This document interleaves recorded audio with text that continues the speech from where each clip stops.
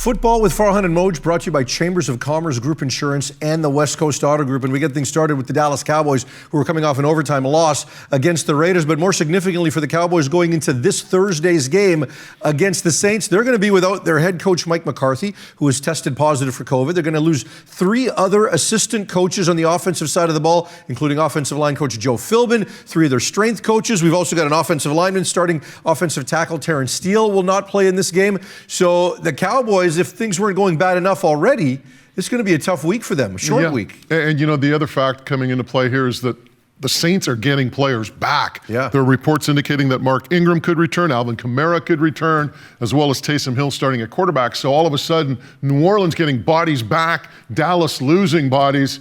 That could be, just saying, it could be the upset special of the week for someone. Well, we'll get to our fantasy and want to bet in the upset, so that could be on there. But Cowboys are also going to get some players back because CeeDee Lamb, who missed the last game with a concussion, is expected back this week. In fact, I believe he took part in practice yesterday. And you've also got Amari Cooper, who was in COVID protocol for the last game. He is also back. He hasn't been taken off COVID reserve quite yet, but he is expected to be available this week as well. Tristan Hill, a defensive lineman for the Cowboys, he's been suspended for 2 games for coming onto the field post-game and throwing a punch at Raiders lineman John Simpson. So there's a lot going on in and around this game.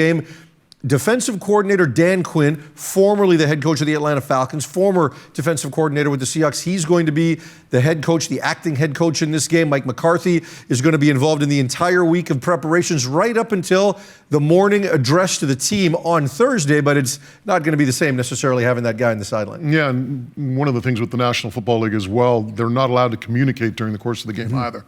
So the Canadian Football League you can, but in the NFL you can't.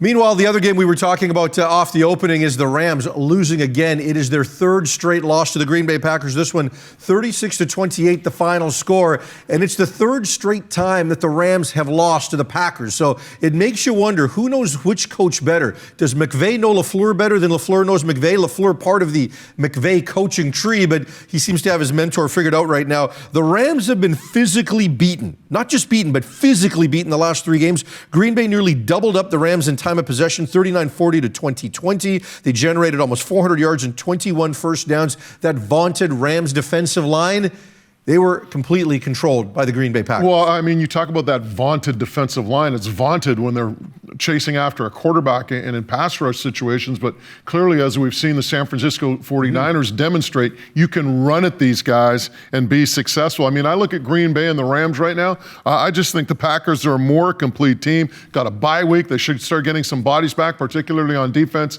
I just love what the Green Bay Packers are doing right now. Yeah, and I think when you think of the Packers, you always think of Aaron Rodgers. You always think of Davante Adams, but you've also got to start thinking about this defense, because this might be the best defense Aaron Rodgers has had since he won a Super Bowl in 2020. Check this out. They had 2 sacks and 18 quarterback pressures in this game, and when you look at them statistically, right, they're among the top in a number of key categories, especially as it relates to rushing the passer. Meanwhile, Stafford, you got to be a little worried if you're Sean McVay. This is the 3rd straight game he's thrown multiple interceptions. It's the 3rd straight game he's thrown a pick 6. He also fumbled in this game, leading to a touchdown, and they're not getting the ball to Cooper Kupp. Earlier, we talked about this guy being arguably the best receiver in the league, or at least finally worthy of all-pro selection. He hasn't had a touchdown in the last 3 games. He had 10 touchdowns previously in the season.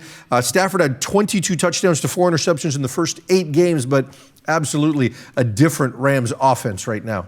Yeah, and one thing that I love about Green Bay right now is, to me, if I'm looking at all the teams in the NFC, to me, they're the most complete team. Like I mentioned, I love what they're doing on the offensive side of the ball. I love the fact they got a running game. They've got a big play receiver in Adams. They've got Aaron Rodgers. And then defensively, they're just getting the job done. And even though they're missing some key components of that defense, they are still finding ways to win football games. The only concern I have about Green Bay, I probably think, is their kicking game. Their special teams have been awful this year. Yeah, they have. But we'll see if they can overcome that in the last few moments of the season. Yeah, and Green Bay is going to get healthy on defense. They've got Alexander. They've got Zadarius Smith. Those guys are coming back. David Bakhtiari could be coming back. Randall Cobb is doing what Aaron Rodgers wanted to get him back to do. I mean, he's really fitting in. So they're really trending in the right direction. They've got Jones and Dillon in the backfield right now. So things are looking good for them going down the stretch. Meanwhile, they've got a bye coming up, so they can really get all of that solidified. And The Rams, good situation for them. They're playing the Jags next week, so a chance to get things righted and get this 3-game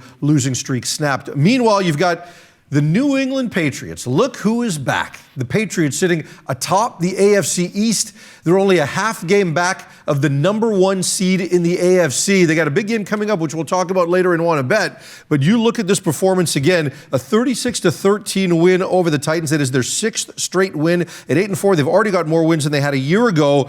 And Mac Jones playing his best football right now. The season threw for over 300 yards and a pair of touchdowns in this game, a 123.2 passer rating.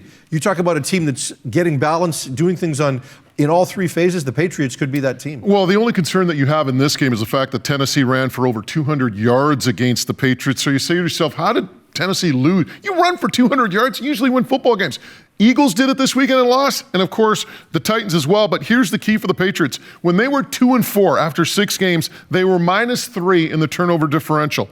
Right now, after their 6th straight win, they're +10. So that means in those 6 games, they've gone +13 in turnovers.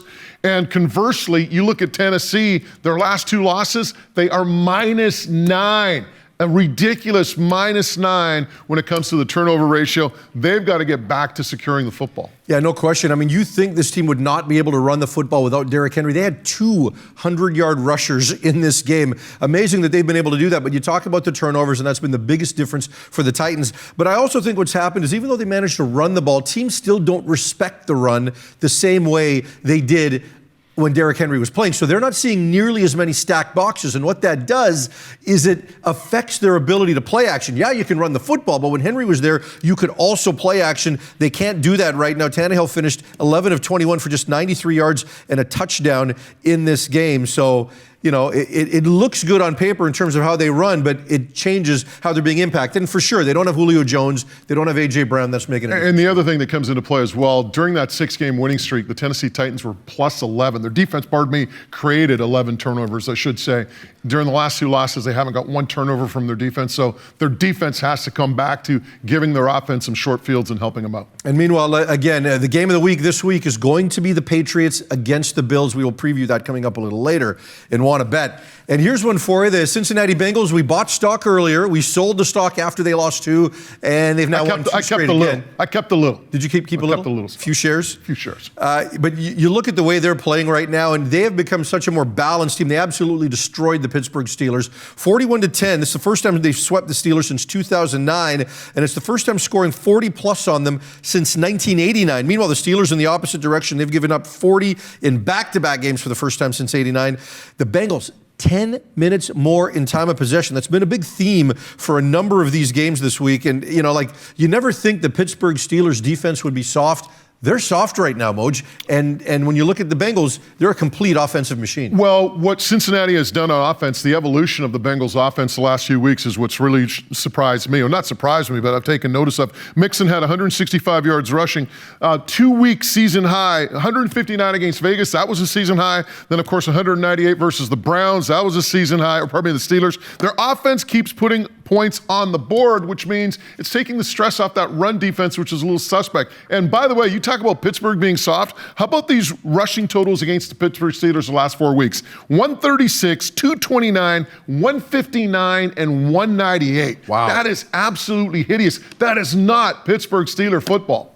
No, not on any level. And, you know, you talk about the evolution of Cincinnati's offense. It used to be all about Jamar Chase and Joe Burrow, but now things have changed a little bit. There's a little more balance. You talk about Mixon, but also a guy like T. Higgins, who got 8 targets in this game, 6 catches for 114 yards. And, you know, as we talk about where Pittsburgh is going to go with all of this, because, you know, Big Ben continues to struggle. They're not good on either side of the ball right now. Our good friend Chase Claypool of Abbotsford, British Columbia, actually suggested that they might want to start making practice a little more fun. Maybe they should introduce things like music in practice. Head coach Mike Tomlin, he had his own suggestions for what Claypool had to say. Mike Claypool suggested yesterday that he would like to have more fun at practice, maybe play some music. I'm suggesting you're not going to oblige his request. Well, you know, Claypool plays wide out, and I'll let him do that. I'll formulate the practice approach, and I think that division of labor is probably appropriate. What do you think? Well, I think basically the bottom line is win football games and practice is fun. All right? Well, it is. That's just the bottom line. Win a football game and all of a sudden practice is fun, being around the facility's fun. Nothing is fun when you lose. It's like that scene in Moneyball when Billy Bean walks into the A's clubhouse and everyone's kind of like dancing and partying and he starts smacking stuff around. Hey, losing isn't supposed to be like this. Losing isn't supposed to be fun. Winning is fun. Bengals host the Chargers next week. Steelers host the Ravens, and they'll likely have to do it without TJ Watt, who is going to be in COVID protocol, so he's expected to miss that game as well.